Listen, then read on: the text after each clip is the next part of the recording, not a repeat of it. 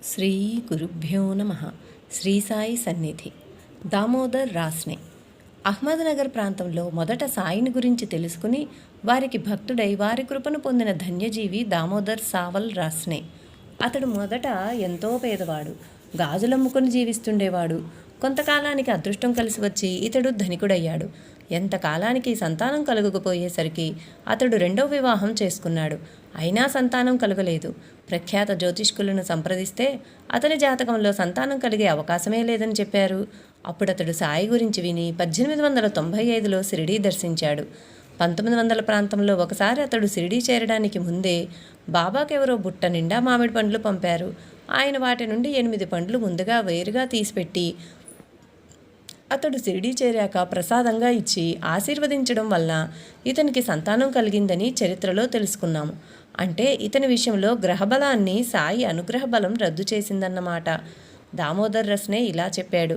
నేను బాబాను మొదట దర్శించే నాటికి నెవాసాకు చెందిన బాలాపాటిల్ మసీదు చిమ్మడం మరి ఇతర సేవలు చేస్తున్నాడు. ఆ మరుసటి సంవత్సరమే షిరిడీలో రామనవమి ఉత్సవం ప్రారంభించారు. అప్పటి నుండి ప్రతి ఉత్సవానికి నేను ఒక జెండా సమర్పిస్తున్నాను. ఒకప్పుడు హైకోర్టులో నా అప్పీలు ఉన్నదని కనుక నన్ను బొంబాయి రమ్మని మా న్యాయవాది వ్రాశాడు. కానీ బాబా నన్ను షిరిడీలో నిలిపివేసి అక్కడకు వెళ్ళనివ్వలేదు. అయినా ఆ అప్పీలు తీర్పు మాత్రం నాకే అనుకూలమైంది. ఒకసారి నానాసాహెబ్ డెంగ్లే ఒక పెద్ద వెండి పళ్ళ నిండా రకరకాల విలువైన వంటకాలు తెచ్చి బాబాను ఆరగించమని ప్రార్థించాడు. బాబా వెంటనే కేక వేస్తే ఒక నల్ల కుక్క పరుగున వచ్చి ఆ వంటకాలలో కొన్నింటిని నాకివేసింది. అది చూస్తున్న నానాసాహెబ్ డెంగ్లే అసహ్యంతో, నీచమైన ఈ కుక్క కోసమా నేను ఇవన్నీ తయారు చేసుకొచ్చింది అని మనసులో అనుకోగానే బాబా ఆ పళ్ళను దూరంగా విసిరేసి ఇవి తీసేయ్ అని కసిరారు. అప్పుడు అక్కడ నేను కూడా ఉన్నాను. హీనమైన జంతువులను, తక్కువ స్థాయికి చెందిన మానవులను బాబా తమతో సమానంగానూ లేక తమ రూపాలుగానూ చూడడం నాకెప్పుడూ గుర్తుంటుంది. ఒకసారి బాబా మా ఇంటికి స్వయంగా వచ్చి భోజనం చెయ్యరని తెలిసిన మా అతిథిగా వారి తరపున బాలాపాటిల్ను భోజనానికి పంపించమని కోరాను.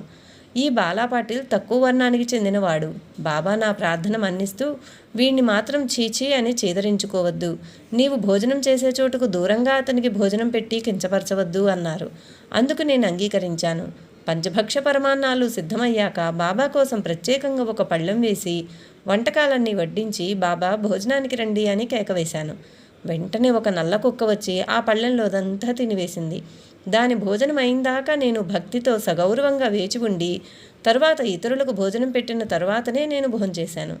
బాలాపాటిల్ను కూడా బయట కాకుండా ఇంట్లో నా పక్కనే కూర్చోబెట్టుకుని విస్తరివేసి వడ్డించాను. నా మనస్సు ఎప్పుడూ బాబా మీదనే నిలుస్తున్నది. తరచుగా వారు నాకు ఇక్కడే దర్శనమిస్తారు. ఒక్కొక్కప్పుడు బాబా నన్ను ఎంతో తీవ్రంగా కూడా తిట్టి కొట్టేవారు. కానీ అక్కలకోట మహారాజు విషయంలో వలె వారి తిట్లు దెబ్బలకు శుభమైన ఫలితం ఉంటుందని నాకు తెలుసు. కనుక నేనెన్నడూ బాధపడలేదు, అలగలేదు, లేక వారిపై భక్తిని విడిచిపెట్టుకోలేదు. ఆయన ముస్లింలను వారి నమాజులు చేసుకున్నాకనే తమ వద్దకు వచ్చి ఖురాన్ చదువుకోమనేవారు. వారి మతం గురించే మౌల్వీలతో మాట్లాడేవారు.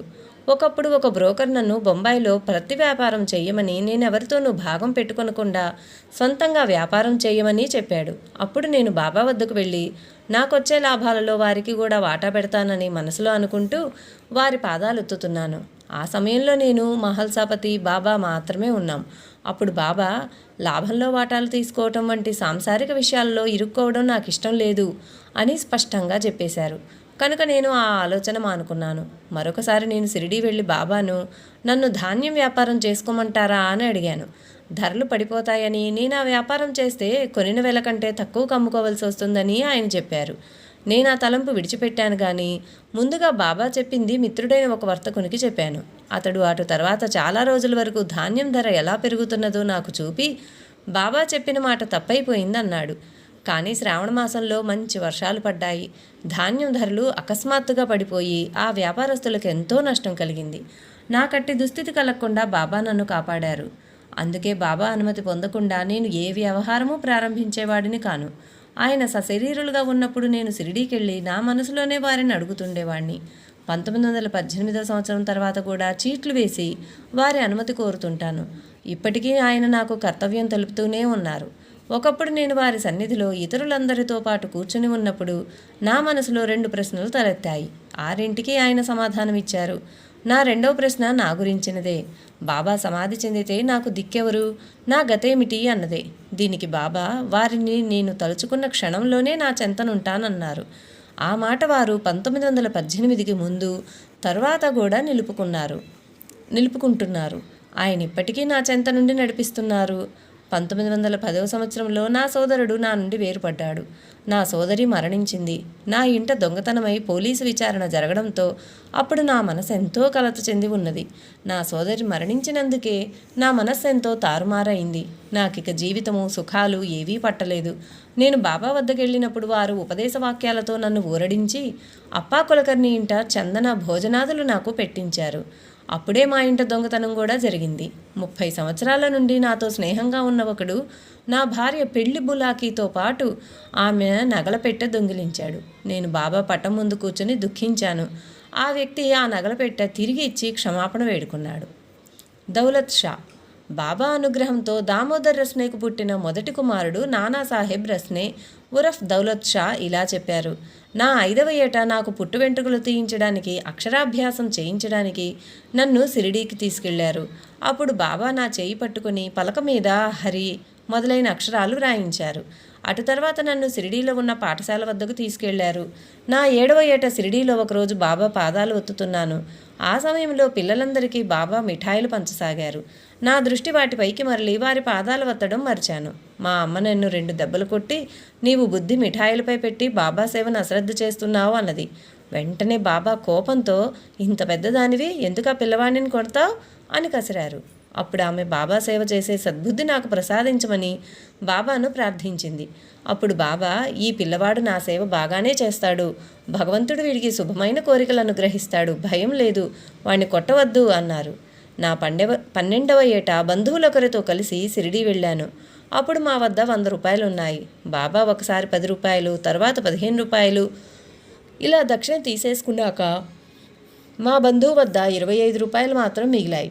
వెంటనే మేము బాబాకు సమర్పించడానికి తిరిగి ప్రయాణం అవ్వడానికి కొంత డబ్బు పంపమని అహ్మద్నగర్లో మా ఇంటికి జాబు రాశాము. ఆ రోజు సాయంత్రమే మా బంధువును బాబా 25 రూపాయలు దక్షిణ కోరారు. అతడు మా వద్ద డబ్బు అయిపోయిందని, మా ప్రయాణానికి కూడా డబ్బు అప్పు తీసుకోవాలని చెప్పాడు. వెంటనే బాబా, ఎందుకీ దొంగ మాటలు, నీ జేబులో 25 రూపాయలు ఉన్నాయి. ఇంటి నుండి నీవు కోరిన డబ్బు రేపే వస్తుంది, భయం లేదు అన్నారు. తక్షణమే మా బంధువు ఆ 25 రూపాయలు ఆయనకు సమర్పించాడు. బాబా అంటుండేవారు, నాకెవడు 1 ఇస్తాడో అతనికి నేను 2 ఇస్తాను, నాకు 2 ఇచ్చిన వాడికి నేను 5 ఇస్తాను, 5 ఇచ్చిన వాడికి 10 ఇస్తాను అని. బాబా లేక భగవంతుడు తనకు సమర్పించిన దానికి ఎన్నో రెట్లు ప్రతిఫలం ఇస్తారన్న స్థూలమైన అర్థమేగాక ఈ మాటలకు వేరొక నిగూఢమైన అర్థం కూడా ఉన్నది. నాకు యుక్త వయసులో 4 పెళ్లి సంబంధాలు చూశారు. తర్వాత మా తండ్రి బాబా వద్దకు వెళ్ళి 4 కన్యల జాతకాలు ఆయన ముందుంచి వాటిలో ఏది నిశ్చయించుకోమంటారని అడిగారు. వాటిలో ఒక సంబంధం వారు సుమారు 3,000 రూపాయల దాకా కట్నం కూడా ఇస్తామన్నారు. ఆ రోజుల్లో అదెంతో పెద్ద కట్నం. కానీ బాబా వాటిలో నుండి అతి పేద కుటుంబానికి చెందిన జాతకాన్ని తీసి మా తండ్రికి ఇచ్చారు. నేను ఆమెనే చేసుకున్నాను. నా వివాహానికి బాబాను పండరీపురం రమ్మని మా తండ్రి ఆహ్వానించారు. బాబా, నీవెప్పుడు తలుచుకుంటే అప్పుడే నీ చెంతన ఉంటాను అన్నారు. మా తండ్రి ఇంకా ఒత్తిడి చేస్తుంటే ఆయన, భగవంతుని అనుమతి లేక నేనేమీ చేయలేను, నా తరపున శ్యామాను పంపుతాను అన్నారు. అలాగే నా పెళ్లికి శ్యామ వచ్చారు. నా తమ్మునికి కూడా బాబా ఆదేశించిన పేరే పెట్టారు. నేను మహనీయులందరినీ బాబా రూపాలుగానే దర్శించి నమస్కరించుకునేటప్పుడు సమర్థ సద్గురు సాయినాథాయ నమః అనుకుంటాను. నేను 1927లో నారాయణ మహారాజ్ ఖేడ్గావ్ భేట్ వారిని దర్శించినప్పుడు ఆయన, నీ గురువు పరమగురువు, నాకంటే గొప్పవారు, నా వద్దకెందుకు వచ్చావు, నీ ప్రారబ్ధ సంచితాలు అక్కడే ఉన్నాయి, నీ ఎన్నిక సాటిలేనిది, నీవక్కడికే వెళ్ళు, నీ లక్ష్యం సిద్ధిస్తుంది అన్నారు. నేను 1927లో నా గ్రహస్థితి ఆరోగ్యము బాగులేనప్పుడు సీతారాం ఉత్తరేశ్వర్లోని శివాలయానికి, పూణేకు 40 మైళ్ళ దూరంలోనున్న ఆలయానికి ప్రతి ఆదివారం వెళ్ళి పూజించేవాడిని. ఒక ఆదివారం రాత్రి 9 గంటలకు నేను సాయిబాబాయ నమః అంటూ శివలింగం మీద పువ్వులుంచేసరికి దాని వద్ద ఒక వెలుగు, దానిలో బాబా రూపము దర్శనమిచ్చాయి. నాటి నుండి నా ఆరోగ్యము, ధైర్యోత్సాహాలు కోలుకున్నాయి. ఒకసారి అక్కడ ఉన్న జానకీదాస్ అను మహాత్మునికి నమస్కరించుకోగానే ఆయన, నీవు ఆశ్రయించిన వారు గొప్ప మహాత్ములు, నా వంటి వారెందరో వారి పాదాలకు నమస్కరిస్తారు, నా వద్దకు వస్తావెందుకు అన్నారు. నాటి రాత్రి కలలో నాకొక ఫకీరు దర్శనమిచ్చి, నీవు ఆందోళన పడుతున్నావు, నీ తండ్రికి చెప్పి నీ శరీరము మనస్సు నాకు అర్పించు అన్నారు. నేనిప్పుడే సమర్పించి తర్వాత మా తండ్రికి తెలుపుతాను అన్నాను. నీ తండ్రి అనుమతి తీసుకోకుండా వాటిని ఎలా సమర్పిస్తావు అన్నారు బాబా. నేను నా జీవితం నాది, నా తండ్రికి ఇంకా బిడ్డలున్నారు, ఆయనేమీ అభ్యంతరం చెప్పరు, ఆయనకు బిడ్డలను ప్రసాదించింది మీరే గదా అన్నాను. అప్పుడు బాబా నన్ను తమ చేతిలోనికి తీసుకుని హృదయానికి దగ్గరగా జేబులో పెట్టుకున్నారు. నేనెంతో ఆనందించాను. నాకు మెలకు వచ్చేసరికి నా మనసు వైరాగ్యంతో నిండి తృప్తిగా ఉన్నది. వెనుకటిలాగా విషయవాసనలు నన్ను బాధించటం లేదు. శ్రీ సాయినాథ్ మహారాజ్ కీ జై. మోరేశ్వర్ ప్రధాన్ బొంబాయి హైకోర్టులో న్యాయవాదిగా పనిచేస్తుండేవాడు. నానాసాహెబ్ చందోర్కర్కు ఇతని కుటుంబంతో చాలా సన్నిహితమైన స్నేహం ఉండేది. అతడు తరచూ వీరింటికి వస్తుండేవాడు. అతని వల్లనే ఆ కుటుంబం అంతటికీ సాయిబాబా గురించి మొదట 1910లో తెలిసింది. ఒకసారి ప్రధాన్ అన్నగారు నానా చందోర్కర్తో మాట్లాడుతూ, ప్రస్తుతం శ్రీ అక్కలకోట మహారాజ్ వంటి మహనీయులు ఎవరైనా ఉన్నారా అని అడిగాడు. సాయిబాబా అలాంటి మహనీయులేనని చెప్పి వారి మహిమను చందోర్కర్ వివరించాడు. అది విని ఆ కుటుంబంలో చాలామంది ఆ మరు రోజే షిరిడీ వెళ్లారు. కానీ మోరేశ్వర్ ప్రధాన్ మాత్రం పూర్తిగా విశ్వసించలేకపోయాడు. అయినప్పటికీ తన వాళ్ళందరూ షిరిడీ నుండి రాగానే తన సోదరుని వద్ద నుండి బాబా పటం, బాబా గురించి దాసగడు రాసిన అధ్యాయాలు తీసుకుని తన భార్యకు చదివి వినిపించాడు. అంతటితో ఆ దంపతులిద్దరికీ ఆయనపై విశ్వాసం కుదిరి కొద్ది కాలం తర్వాత అతడు షిరిడీ దర్శించాడు. ఆ వివరం అతడే ఇలా వ్రాశాడు. మొదటిసారి నేనొక్కడే షిరిడీ బయలుదేరాను. అప్పుడు నాతో 3 లేక 4 బంగారు నాణేలు, కొద్ది నోట్లు తీసుకున్నాను. బాబా దక్షిణ కోరితే ఇవ్వాలని ఒక నోటు మార్చి 20 రూపాయి నాణేలు తీసుకున్నాను. మేము షిరిడీ చేరేసరికి మా కోసమే ఎదురు చూస్తున్నారా అన్నట్లు బాబా లెండి వద్ద నిలబడి ఉన్నారు. మేము వెంటనే బండి దిగి వారికి నమస్కరించాము. తర్వాత మేము వాడాలో పాఠే, నూల్కర్ మొదలైన వారితో కలిసి బస చేశాము. తర్వాత కొద్దిసేపట్లో నేను పళ్ళు పూలు తీసుకుని మసీదుకు వెళ్ళి బాబాకు సమర్పించాను. వారి ముఖంలోకి కళ్ళలోకి చూడగానే ఆయన నిస్సందేహంగా గొప్ప మహాత్ముడు అనిపించింది. వారి దర్శనం ప్రసాదించినందుకు భగవంతునికి కృతజ్ఞత చెప్పుకున్నాను. వెంటనే బాబా నన్ను దక్షిణ కోరారు. మొదట నేను అనుకున్నట్లు వారికి 20 రూపాయలు సమర్పించే బదులు ఒక బంగారు నాణెం వారి చేతిలో పెట్టాను. బాబా అది తీసుకొని తమ అరచేతిలో ఒకసారి బొమ్మ, మరొకసారి బొరుసు అని పైకి ఉండేటట్లు 3 సార్లు తిప్పి చూస్తూ ప్రతిసారి నోల్కర్ను ఇదేమిటి అని అడిగారు. దీనిని గినియా అంటారు అన్నాడు నోల్కర్. ఆయన దీని విలువెంత అన్నారు. అతడు 15 రూపాయలు అని చెప్పాడు. అప్పుడు బాబా దాన్ని తిరిగిచ్చి, ఇది నాకొద్దు, ఇది నీ వద్దే ఉంచుకుని నాకు 15 రూపాయలు ఇవ్వు అన్నారు. నోల్కర్ సలహా ప్రకారం దానిని ప్రసాదంగా దాచుకుని 15 వెండి రూపాయి కాసులు ఇచ్చాను. బాబా వాటిని తిరిగి లెక్క పెడుతూ, ఇవి 10 రూపాయలే, ఇంకా 5 రూపాయలు ఇవ్వు అన్నారు. నిజానికి ఆయన నా విశ్వాసాన్ని పరీక్షిస్తున్నారు. వృత్తిరీత్యా వాదించడానికి అలవాటు పడ్డ నేను వాదిస్తానో లేదోనని చూస్తున్నారు. నేను సంతోషంగా వారికి మరో 5 రూపాయలు ఇచ్చాను. నేను వారికి మొదట సమర్పించదలిచింది 20 రూపాయలని తెలిసే వారలా అన్నారు. నా వద్ద డబ్బున్నా ఆయన ఇంకేమీ అడగలేదు. అప్పుడు నేను బసకు వెళ్ళిపోయాను. తర్వాత నేను వారిని దర్శించినప్పుడు ఆయన తమ చుట్టూ చేరిన భక్తులకు ఊది ఇస్తున్నారు.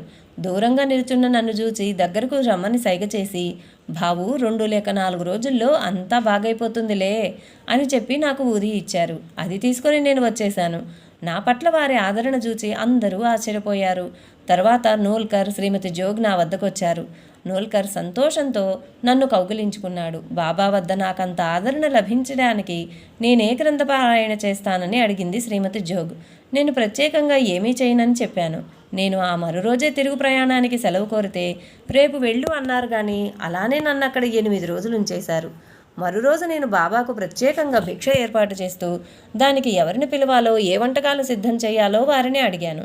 మేము పూర్ణపు పోళీలు చేయాలని, అతిథిగా బాబును ఆహ్వానించాలని చెప్పి నేను పిలవకముందే బాబా నేను కూడా వస్తాను అన్నారు. మరో రోజు విందుకు వడ్డన చేస్తూ బాబాకని ఒక ప్లేట్లో వడ్డించాము.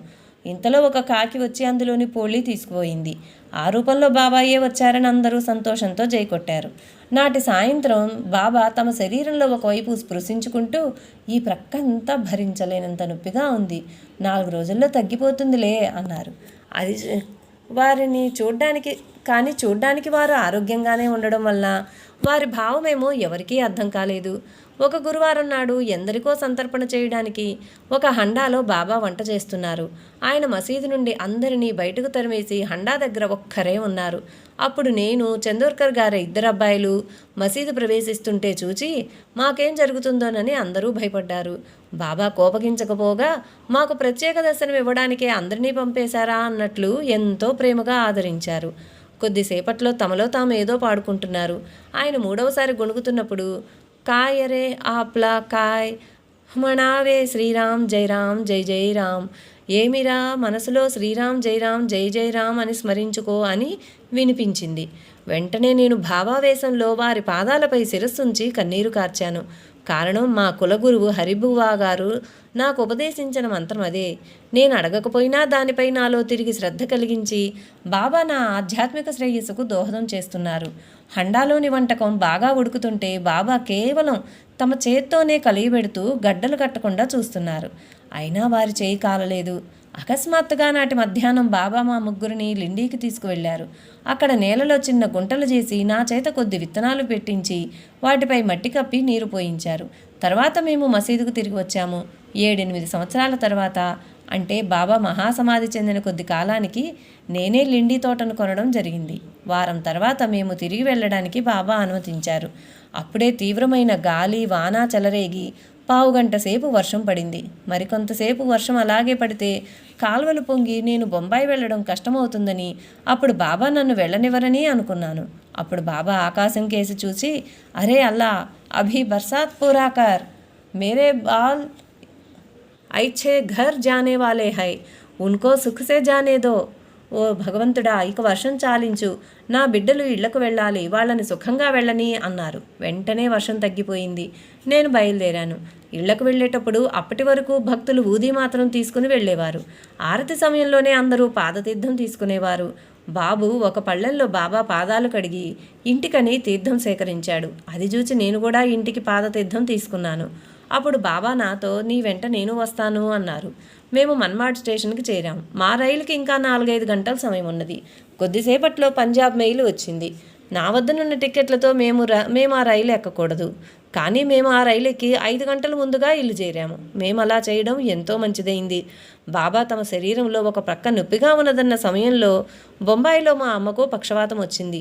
ఇంట్లో అందరూ నాకు కబురు చేయాలని ఆందోళన పడుతుంటే సమయానికి మా ఇంట్లోనే ఉన్న నానా చందోర్కర్, నేను బాబా చెంతనున్నంత వరకు మా అమ్మకేమీ జరగదని, అవసరమైతే బాబాయే నన్ను పంపగలరని చెప్పారట. డాక్టర్లు ఆమె పరిస్థితి ఆందోళనకరంగా ఉందని, ఆ రాత్రి ఆమెకు విరోచనమైతే ఆమె పరిస్థితి మెరుగవగలదని చెప్పారు. తెల్లవారుజామున నేను ఇల్లు చేరి మా అమ్మకు ఊది తీర్థము ఇచ్చాను. కొద్దిసేపట్లో ఆమెకు విరోచనమై జ్వరం విడిచింది. వైద్యులు ఆమెకు గండం గడిచిందన్నారు. సరిగా సమయానికి నన్ను షిరిడీ నుండి పంపడం, మేము పంజాబ్ మెయిల్లో సమయానికి ఇల్లు చేరడము బాబా సంకల్పమే. ఆయన చెప్పినట్లే ఆమెకు 4 రోజుల్లో తగ్గిపోయింది. నాటి రాత్రి నా భార్యకు కలలో వంటికి కఫ్ని, తలకు రుమాలు ధరించిన ఒక ఫకీరు మా ఇంట్లో ఉన్నట్టు కనిపించారు. ఆ మాట విన్నాక నేను నీ వెంట వస్తాను అని బాబా ఎందుకన్నారో అర్థమైంది. ఆయన మా ఇంట్లోనే ఉన్నారు. తర్వాత మా అమ్మ 4 సంవత్సరాలు జీవించింది. ఒకసారి నా భార్యకు బాబా కలలో దర్శనమిచ్చారు. అప్పుడు నేను సకుటుంబంగా షిరిడీ బయలుదేరుతున్నానని ముందుగా కోపర్గాంలో మాకు వసతులు ఏర్పాటు చేయమని నానాసాహెబ్ చందోర్కర్కు వ్రాశాను. అతనికి రోజు విడిచి రోజు జ్వరం వస్తుంటే షిరిడీ వచ్చాడు. సామాన్యంగా జ్వరం వచ్చే రోజే నా జాబు చేరింది. అయినా అతడు కోపర్గాంకు బయలుదేరితే బాబా అనుమతిచ్చారు. అతని బదులు కాకా దీక్షిత్ కోపర్గాం వెళ్తానంటే బాబా అతన్ని కసిరి చందోర్కర్నే పంపారు. అతడు కోపర్గాంలో మాకు వసతులు ఏర్పాటు చేశాడు. అయినా అతనికి ఆ జ్వరం ఇంకా రానేలేదు. మేము షిరిడీ చేరగానే బాబా నా భార్యను చూపి మాధవరావు దేశపాండేతో, ఈమె మా బాబుకు తల్లి అన్నారు. సరిగా 12 మాసాలకు మాకు మగబిడ్డ కలిగాడు. బాబా మాటను అనుసరించి వాడికి మేము బాబు అని పేరు పెట్టాము. నామకరణానికి దాసగను, నానా చందోర్కర్ మొదలైన వారందరూ రావడంతో ఆ వేడుక బాగా జరిగింది. ఆ పిల్లవాడి గురించి ఒకసారి బాబా ఇలా తెలిపారు. ఒకప్పుడు షిరిడీలో ఎంతో పవిత్రుడైన ఒక వృద్ధుడు 12 సంవత్సరాలకు పైగా నివసించాడు. అతని భార్యాబిడ్డలు జాల్నాలో ఉండేవారు. వాళ్ళు అతన్ని ఇంటికి రమ్మని పదే పదే కోరుతుంటే అతడు గుర్రం మీద బయలుదేరాడు. అతనికి తోడుగా నేను కూడా బండిలో వెళ్ళాను. కొంతకాలానికి ఆ వృద్ధుడు తన సోదరి కుమార్తెను వివాహం చేసుకున్నాడు. వారికి ఒక కొడుకు పుట్టాక 6 సంవత్సరాలకు ఆ వృద్ధుడు మరణించాడు. అతని కుమారుడే తర్వాత బాబుగా జన్మించాడు. ఆ బాబు సాఠే మామగారైన గణేష్ కేల్కర్ బంధువు. ఒకసారి అతనికి బాబా స్వప్న దర్శనమిచ్చి షిరిడీకి పిలిచారు. అతడు వెంటనే కాలినడకన షిరిడీ చేరి ఆయన్ను దర్శించాడు. తర్వాత అతడు కోపర్గాం, యవలా గ్రామాలకు సర్వేయర్గా సాఠే క్రింద పనిచేస్తుండేవాడు. కానీ సాఠే ఎన్నిసార్లు హెచ్చరించినా బాబు పట్టించుకోక ఎక్కువ సమయం బాబా సేవలోనే గడిపేవాడు. చివరకు గణేష్ కేల్కర్, సాఠేలు బాబాతో ఫిర్యాదు చేశారు. బాబా ఏమీ పట్టించుకొనక ఆ పనులన్నీ అలా ఉంచి అతన్ని నా సేవ చేసుకొనియండి అన్నారు. అప్పటి నుండి సాఠే, కేల్కర్లు అతనికి ఏ పనులు చెప్పేవారు కాదు. తరచుగా భక్తులు తమకు నివేదించే ప్రసాదాల్లో మంచివేరి బాబుకు పెడుతుండేవారు బాబా. 1910వ సంవత్సరంలో బాబా ఒకసారి కేల్కర్తో బాబు విషయంలో జాగ్రత్త తీసుకో అని హెచ్చరించారు. అతనికి ఏమీ అర్థం కాలేదు. బాబుకు తీవ్రమైన జ్వరం వచ్చింది. బాబా ఒకరోజు కేల్కర్తో బాబు ఇంకా బతికే ఉన్నాడా అన్నారు. ఆ మాటలకు కేల్కర్ తుళ్ళిపడ్డాడు. కొద్ది రోజుల్లో బాబు తన 22వ ఏట షిరిడీలోనే చనిపోయాడు. అటు తర్వాత కూడా బాబా తరచుగా అతన్ని తలుచుకుంటుండేవారు. అతడే శ్రీమతి ప్రధాన్ కడుపున జన్మించబోతాడని బాబా ముందుగా చెప్పారు. తర్వాత వృత్తాంతం ప్రధాన్ ఇలా వ్రాశాడు. బాబు పుట్టాక నా భార్య బాబాను తన ఇంటి ఇలవేల్పుగా తలచింది. మా వంశాచారం ప్రకారం ఇంటి కోడలు బిడ్డను కన్నాక గోధుమలు, కొబ్బరికాయ, పండ్లు కొంగును కట్టుకుని వెళ్ళి అత్తవారి ఇంటి ఇలవేల్పుకు సమర్పించాలి. ఆ రీతినే నా భార్య బాబాను దర్శించింది. ఆయన సంతోషంగా ఆ నివేదన అందుకుని పళ్ళెంలో పెట్టి బాబునెత్తుకుని ఎంతో ప్రేమగా, బాబు నీవెక్కడికి వెళ్ళావు? నా మీద కోపం వచ్చిందా లేక విసుగు పుట్టిందా అన్నారు. తమ సంతోషానికి చిహ్నంగా ఆయన 2 రూపాయలకు బర్ఫీ కొని అందరికీ పంచారు. ఇది జరిగింది 1912లో. అప్పుడే ఒకరోజు షిరిడీ గ్రామ ప్రాకారంలోని రాతి తోరణం చూపి దీనిని పునరుద్ధరించిన వారికి ఆశీర్వచనం లభిస్తుంది అన్నారు. వెంటనే నా భార్య ఆ సేవను కోరింది. ఆయన అనుమతించారు. ఆ పని చేయించమని నానా చందోర్కర్కు 600 రూపాయలు ఇచ్చాను. మరొక రోజు బాబు కోసం ఒక అందమైన బంగళా సిద్ధంగా ఉన్నది అన్నారు. వారి భావం గుర్తించి 6 మాసాలలో మేమిప్పుడు నివసిస్తున్న బంగళా కొన్నాను. తర్వాత బాబును మొదటి పుట్టినరోజుకు బాబా దర్శనానికి తీసుకువెళ్ళాం. అప్పుడు కూడా తమ సంతోషానికి చిహ్నంగా 2 రూపాయలతో బర్ఫీ కొని అందరికీ పంచారు. అప్పుడు ఆయన ఎంతో భావగర్భితంగా వీడికి ఒక చెల్లెల్లేదా అన్నారు. నా భార్య సిగ్గుపడుతూనే మీరు మాకు ఈ బాబును మాత్రమే ప్రసాదించారు అన్నది. తర్వాత మాకు ఒక పాప, ఒక బాబు, మరో పాప కూడా కలిగారు. బాబు యొక్క మొదటి పుట్టినరోజున మాధవరావు దేశపాండే ఇంట్లో విందు ఏర్పాటు చేస్తున్నారు. బాలాభాటే ఆ విందుకు రాలేదు. అతడు బాబాను దర్శించినప్పుడు ఆయన, బాబు ఇంట్లో భోజనం చేశావా అని అడిగారు. గురువారం నాడు బయటెక్కడా భోజనం చేయకూడదన్నది నా నియమం, అందుకని వెళ్ళలేదు అన్నాడు భాటే. ఆ నియమం ఎవరి ప్రీతి కోసం అన్నారు బాబా. మీ ప్రీతి కోసమే అన్నాడు అతడు. అలా అయితే బాబు ఇంట్లో భోజనం చేసిరా అన్నారు బాబా. సాయంత్రం 4 గంటలకు భాటే వచ్చి మాతో కలిసి భోజనం చేశాడు. ఆ తర్వాత ఒకప్పుడు శాంతాక్రజ్లో నా భార్యకు బాబా స్వప్న దర్శనమిచ్చి ఆమె చేత పాదపూజ చేయించుకున్నారు. అది బాబా సందేశం అని చెప్పి నానా చందోర్కర్ ఆమెను వెండి పాదుకలు తీసుకొని షిరిడీ వెళ్ళమని చెప్పాడు. ఆమె షిరిడీ చేరి మసీదుకు వెళ్ళేసరికి అంతవరకు కాళ్ళు ముడుచుకుని కూర్చున్న బాబా తమకై తామే కాళ్ళు ముందుకు జాపి ఆ పాదుకలు ఈ పాదాలపై పెట్టి పూజించుకో అన్నారు. ఆమె అలా చేయగానే నానాసాహెబ్తో ఆయన, ఈ తల్లి చూడు నా పాదాలు కోసి తీసుకువెళ్తోంది అని ఆ పాదుకలు ఆమె చేతికిచ్చారు. అప్పటి నుండి నిత్యము ఆమె ఆ పాదుకలు పూజించుకుంటున్నది. నేను మొదటి నుండి బాబాతో కలిసి మసీదులో భోంచేస్తుండేవాణ్ణి. బాబా తమ చేత్తో మా పళ్ళాలు, పాత్రల్లో ఎంతో ఎక్కువగా భోజనం వడ్డించేవారు. అది పారేయడం ఇష్టం లేక నా మేనగోడలు మసీదుకు వచ్చి అందులో 3 వంతులు ఇంటికి తీసుకుపోయేది. అదే నా కుటుంబం అంతటికి సరిపోయేది. అయినా నేను భోజనం చేశాక ఇక రాత్రికి కూడా ఆకలి అయ్యేది కాదు. భోజనం అయ్యాక బాబా తప్పనిసరిగా పండ్లు మొదలుగునవి అందరికీ పెట్టేవారు. తర్వాత బాబును నాతో కూడా భోజనానికి తీసుకువెళ్ళినప్పుడు వాడికి వంటకాల మీద ప్రీతి లేకపోవడం గమనించి బాబా మొదటే పండ్లు పెట్టేవారు. అలా అయితే బాబు కడుపు నిండా తింటాడని బాబా అలా చేసేవారు. నాకు ఇంకా పిల్లలు కలిగాక భోజనానికి 3 మసీదుకు తీసుకెళ్లేవాడిని. బాబుకు సంవత్సరం నిండాక ఒకసారి ప్రమాదంగా జబ్బు చేసింది. మా ఇంట్లో మాధవ్ భట్ అన్న తెలుగు బ్రాహ్మణుడు పూజ చేస్తుండేవాడు. బాబు ఆరోగ్యం కోసం మమ్మల్ని దత్తస్వామికి మొక్కుకోమని చెప్పి అతడు అహర్నిశలు మడికట్టుకొని శివపూజ, రుద్రాభిషేకము చేస్తున్నాడు. అయినా బాబుకు జ్వరం పెరిగింది. మేము బాబా అను ముస్లింను పూజిస్తున్నందుకు శివుని ఆగ్రహం వలన బాబుకు జబ్బు చేసిందని అతడి భావం.